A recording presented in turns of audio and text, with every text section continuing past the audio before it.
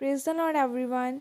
सबको जय मसीह की। आइए मैं आप सभी के लिए उस सामर्थ्य भरे और पवित्र वचन को पढ़ती हूँ, जो वचन हमें परमेश्वर के दास अपोस्टल अंकुर यूसुफ नरूला जी द्वारा और परमेश्वर की दासी पास्टर सोनिया यूसुफ नरूला जी द्वारा दिया जाता है।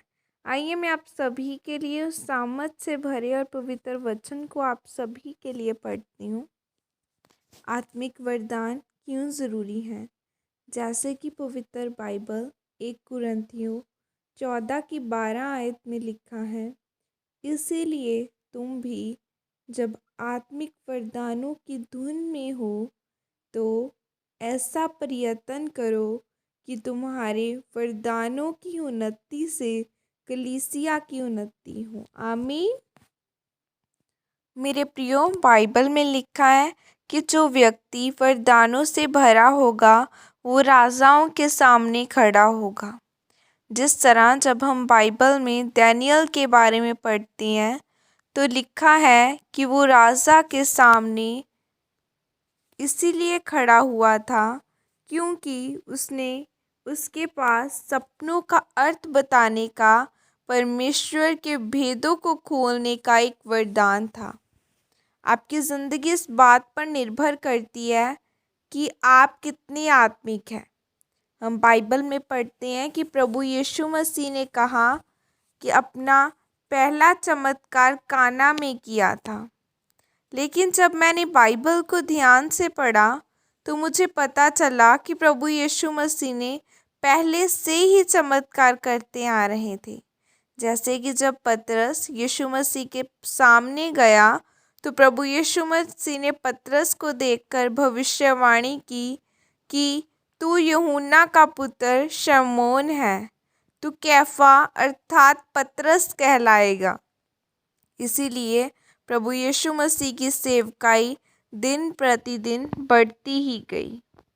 आपकी ज़िंदगी उस दिन आसान हो जाएगी जिस दिन आपकी आत्मिक आंखें खुल जाएंगी। अगर आपके पास परमेश्वर के वरदान हैं तो वो आपकी ज़िंदगी को आसान कर देती हैं।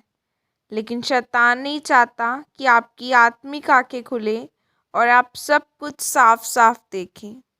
अगर आप बाइबल को ध्यान से देखें तो पढ़ें तो लिखा है कि यूसुफ के पास यह वरदान था कि परमेश्वर उससे सपनों से बातें करता था और इसीलिए यूसुफ को सब सपनों का अर्थ समझना आता था और इसी वरदान के कारण वो राजा के सामने खड़ा हुआ और राजा को उसके सपनों का अर्थ बताता और इसीलिए राजा ने यूसुफ को सबके सामने ऊंचा और आशीषित किया। और शैतान नहीं चाहता कि आप वरदानों से भरें और परमेश्वर की योजना को साफ साफ देखें। इसीलिए वह बार बार आपको पाप में गिराने की कोशिश करता है ताकि परमेश्वर के वरदान आपके ऊपर कभी न उतर सके और आपकी आत्मिक आंखें कभी न खुल सके।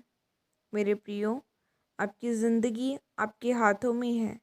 आप जितने आत्मिक होंगे आपकी ज़िंदगी उतनी ही आसान होगी और आप जितने शारीरिक होंगे आप उतने ही परेशानियों में, फालतू के संघर्षों में होंगे। इसीलिए हमेशा दानियल की तरह परमेश्वर की हजूरी में बने रहें, पवित्रताई में बने रहें ताकि परमेश्वर आपको अपने वरदानों से भरकर और आपको बहुत से लोगों के छुटकारे का कारण बना सके।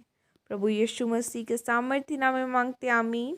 यह प्रार्थना आपकी तरफ से की जाए। सर्वशक्तिमान परमेश्वर, आज के इस वचन के लिए पिता मैं आपका धन्यवाद करती हूँ और परमेश्वर अपना अनुग्रह मुझ पर कर ताकि मैं आपके वचनों के अनुसार चल सकूं और आपके आत्मिक वरदानों के साथ भर सकूं।